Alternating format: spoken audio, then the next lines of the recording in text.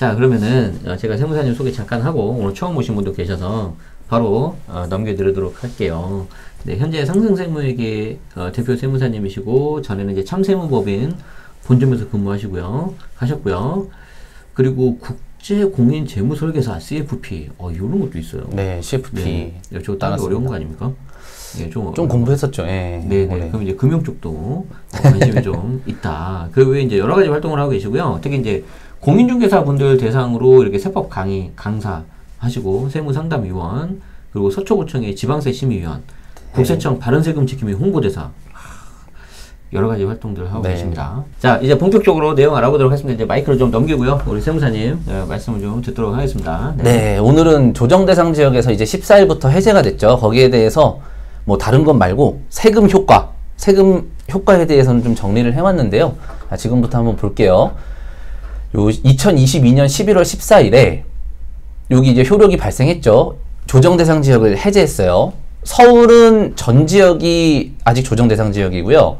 경기도는 과천, 그리고 성남은 중원구 빼고, 그 다음에 하남시, 광명시, 그렇게 빼고는 다 지금 조정대상 지역이 해제됐죠. 아니, 중원구는 조정대상 지역에서 해제가 된 거고, 성남 나머지 지역은 아직 조정대상 지역인 거고요. 분당구, 수정구. 그렇죠. 네. 그 다음에 하남, 광명, 이렇게 4개가 조정대상 지역에서 해제가 됐는데, 이 조정대상 지역에서 해제됐는데, 투기과열지구도 똑같아요. 현재 조정대상 지역이랑. 그래서 요게 지금 투기과열지구입니다. 그러면은 뭐 일단은 뒤에는 없는데 조정대상 지역이랑 투기과열지구에서 해제되면은 뭐가 가장 좋을까요? 일단 세법에서는 제가 뒤에서 볼 거고, 자금조달 계획서가 그쵸. 비규제 지역은 6억 원 이상만 제출하게 돼 있죠. 그래가지고 비조정 대상 지역인 경우는 6억 이상일 때만 지금 자금조달 계획서를 하고, 조정지역 투기과열지구는 금액에 상관없이 그 자금조달 계획서를 제출을 해야 되죠. 그 다음에 법인인 경우는 뭐 어차피 다 제출해야 되니까 이렇게 지금 뭐 어쨌든 서울과 경기도 4개 지역, 여기 빼고는 조정대상 지역이 해제됐다. 14일부터 해제됐어요. 11월 14일. 네, 그래가지고 여기서부터 이제 한 번씩 볼게요. 오늘 볼 게 양도소득세, 그다음에 취득세, 그다음에 종합부동산세, 종부세. 네, 이렇게 볼 건데 제가 요번에 강의 준비하면서 진짜 종합부동산세가 누더기 세법인 거를 제가 저 알았습니다. 어제 밤에 조회했습니다.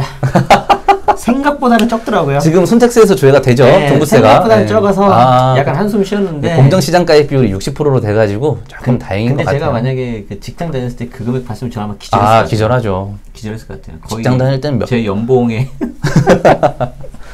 몇백만 봐도 뭐야 이거 어떻게 내 이러는데요. 일단 해주시죠. 네, 자 일단 들어갈게요. 자, 양도소득세 측면에서 첫 번째로 바뀌는 거는 1세대 1주택 비과세할 때 거주 요건이에요. 자, 1세대 1주택 비과세는 뭐냐면은요, 거주자여야 돼요. 비거주자면 안 됩니다. 그래가지고 가끔씩 이게 전화가 와요. 세무사님, 우리 그 부동산 중개사분이 전화를 해요. 세무사님, 이거 15억에 팔면 얼마예요? 1주택자예요. 이렇게 말씀하시고, 세금 다 계산했는데, 그럼 이분 미국에서 들어오시면은 연락드릴게요. 이분은 거주자일까요? 비거주자일까요? 거의 매우 높죠. 거의 비거주자세요. 그러면은 비과세가 안 되기 때문에 제가 계산한 건 당연히 틀렸겠죠.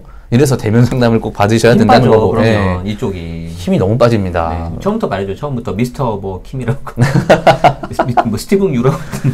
네, 그래서 일단은 거주자인 1세대가 양도일 현재 1주택을 소유하고 있고 비과세 요건을 만족한 주택을 양도하는 경우에는 양도가액이 12억 원 이하면은 비과세라서 세금이 없어요. 근데 양도가액이 12억 원을 초과한다. 그러면은 12억 원 초과분에 대해서 양도소득세를 과세하는데, 이게 21년 12월 8일 이후 양도분부터 이 고가주택 비과세의 기준이 9억에서 12억으로 상향이 됐습니다. 여기까지 뭐 다 아시는 내용이니까 간단하게 넘어갈게요. 자, 그러면 1세대 1주택 비과세 요건이 뭐냐? 자, 원래는 2년 이상 보유만 하면 됐어요. 2년 이상 보유만 하면 됐는데, 이 2017년에 파리부동산 대책이 나왔죠. 그래서 2017년 8월 3일 이후에 조정대상 지역 내에 소재하는 주택을 취득하는 경우에는 2년 이상 보유하고 2년 이상 거주해야 비과세가 가능해요. 그리고 이 조정대상 지역 여부는 주택의 취득 당시로 판단을 하는 거예요. 예를 들어 가지고 취득 당시엔 조정대상 지역이었는데 양도할 때는 비조정대상 지역이다. 그러면은 이 기준은 조정대상 지역 여부는 취득 당시로 판단하기 때문에 이분은 취득 당시 조정대상 지역이어서 거주 요건이 있는 걸로 보셔야 됩니다. 다만 이런 게 있겠죠. 파리부동산 대책 때 8월 3일 이후에 취득하는 사람은 거주 요건이 생겨. 근데 나는 8월 2일 이전에 매매 계약을 체결한 거예요. 계약서. 아니면은 이게 조정 대상 지역이기 때문에 비조정 대상 지역에서 그 계약을 해놓은 상태에서 조정 대상 지역으로 바뀌었을 수가 있겠죠.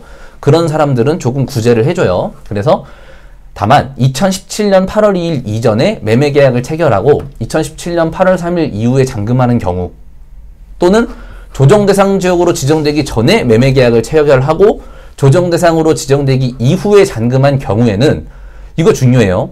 계약 당시 무주택 세대여야 거주 요건이 없는 거예요. 만약에 계약 당시에 1주택자였다. 그 다음에 하나를 더 샀어요.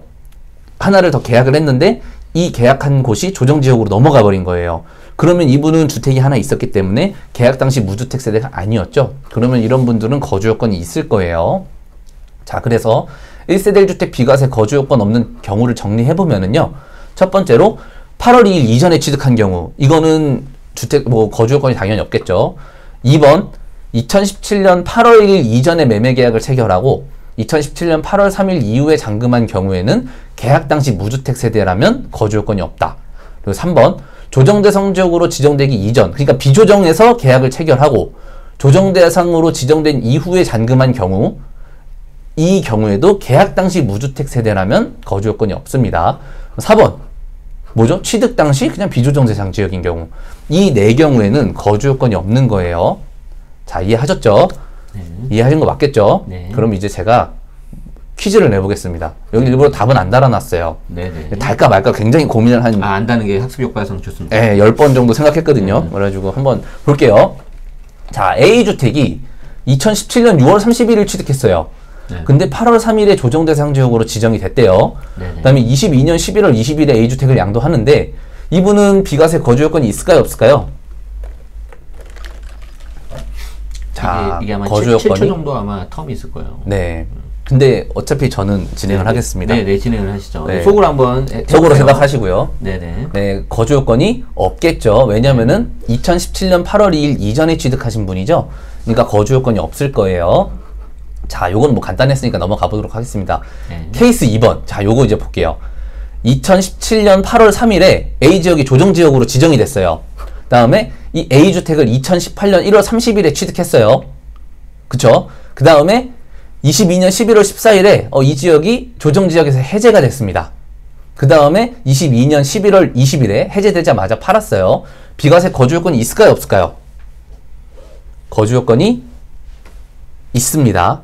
아까 왜 그러냐면은 저희가 조정대상 지역 여부는 언제로 판단하죠?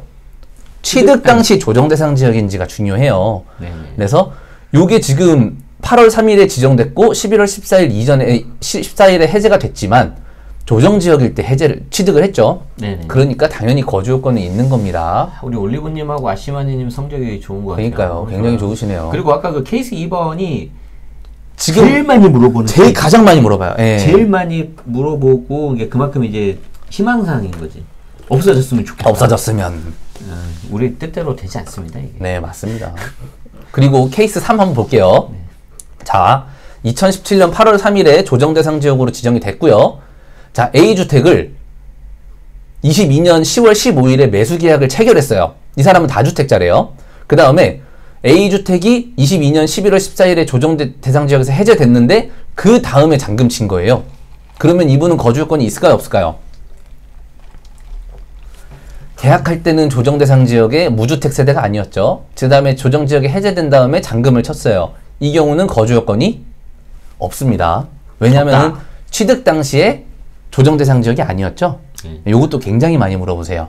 네, 요거는 없는 케이스입니다. 주택의 취득일은 계약일이 잔금, 아니라 그쵸. 잔금일이나 때문에. 등기 접수일 중 빠른 날이기 때문에 네. 자, 이날이 취득일이기 때문에 거주 요건이 없어요. 네. 자, 케이스 4 한번 볼게요. 자, A주택 2017년 6월 10일에 매수 계약을 체결했어요. 그 다음에 2017년 8월 3일에 조정지역으로 지정이 됐습니다. 그 다음에 A주택을 조정지역으로 지정된 다음에 잔금을 했어요. 자, 그 다음에 11월 14일 날 해제가 되고 11월 20일 날 양도를 했어요. A주택의 비과세 거주 요건이 있을까요, 없을까요?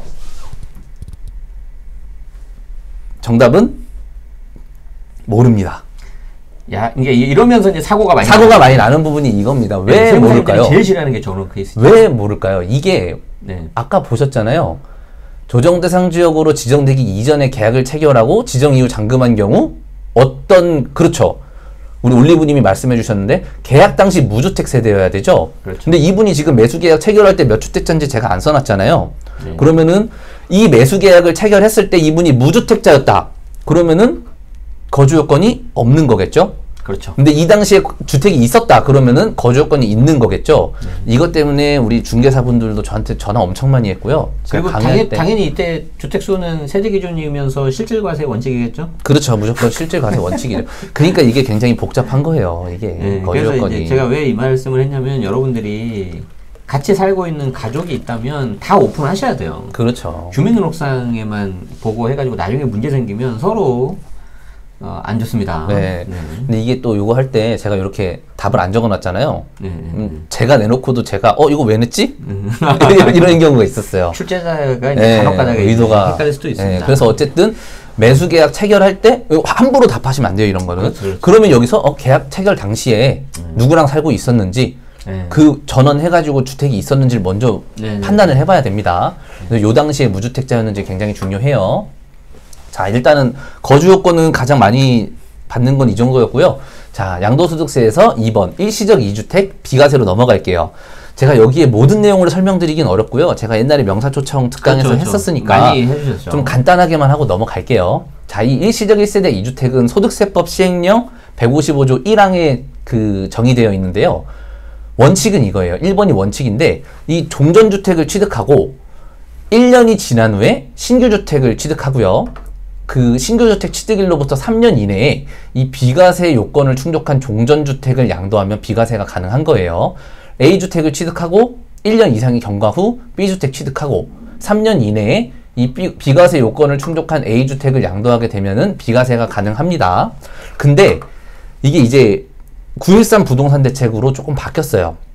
이게 뭐가 바뀌었냐면은 신규주택, 이것도 신규주택 취득할 수 있는 권리 포함이에요. 요게 계약 취득일이 2018년 9월 14일 이후이고 이 B주택의 그 계약이랑 취득일이 2018년 9월 14일 이후고 요 종전주택과 신규주택 이 종전주택도 계약과 취득 당시에 신규주택도 계약과 취득 당시에 모두 조정대상 지역인 경우에는 뭐 원래 2년이고 1년 이내 양도 1년 이내 전입 이런 규정이 있었는데 22년 5월 10일부터 싹 없어져 가지고요. 그냥 2년 이내에 양도만 하시면 돼요.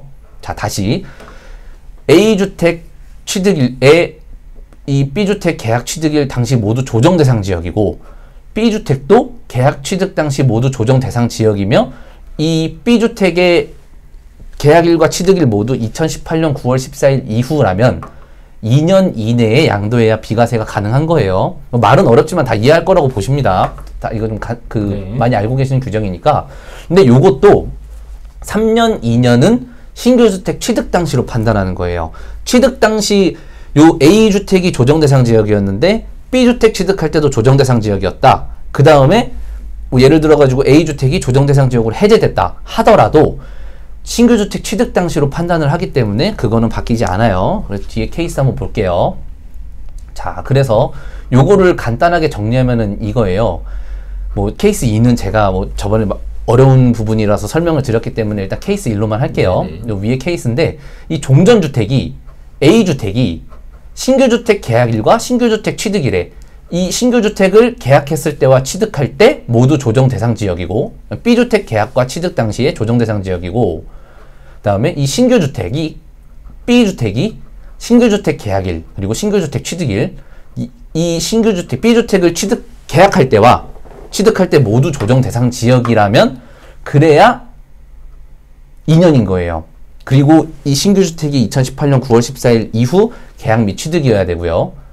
좀 어렵게 설명되나요? 이게 원래 자체가 원래 어려워요. 네. 그런 거고 이게 중요한 게 근데 어차피 22년 5월 10일 이후 양도분부터 적용하는 거니까. 그렇죠, 그렇죠. 예, 그러니까 이제 거기에 대해서만 좀 여러분들이 좀 보시면은 체크하면 될 것 같아요. 자, 오늘 요 정도 하도록 하겠습니다. 네네네. 네, 오늘 굉장히 뭐랄까 저도 몰랐던 부분을 좀 알게 됐고 짧은 시간에 굉장히 많은 부분을 정리해 주신 저희 안준영 세무사님께 박수 한번 부탁드리겠습니다. 아, 감사합니다. 마지막으로 소감 한마디 하고 마무리하도록 하시죠. 아, 네. 오늘은 딱 정말 한 1시간 한 것 같네요. 네네네네. 마음도 편하고요. 네, 명사초청 맨날 나와가지고 네. 막 많은 준비를 많이 해요, 사실. 생각보다 준비 엄청 많이 들어가요. 네, 준비 엄청 많이 들어갑니다. 그래가지고 뭐 어쨌든 또 좋은 정보를 드리려고 노력 많이 했고요. 뭐 들어주셔서 너무 감사합니다. 다음에 또 나올 기회가 있으면 나오겠습니다. 네, 네. 저희 아까 말씀드린 것처럼 명사초청도 저희가 이제 비정기적으로는 계속 할 거고요. 이슈가 있을 때. 그리고 이제 그 전에는 이제 인터뷰 초대석을 통해서 가까이 계시니까 더 자주 불러서 모실 수 있도록 하겠습니다. 여러분 시청해주셔서 감사하고요. 점심 맛있게 드시고요. 저희도 맛있는 점심 먹으러 가겠습니다. 오늘 출연해주신 세무사님 고맙습니다. 네, 감사합니다. 네, 고맙습니다. 빠이빠이.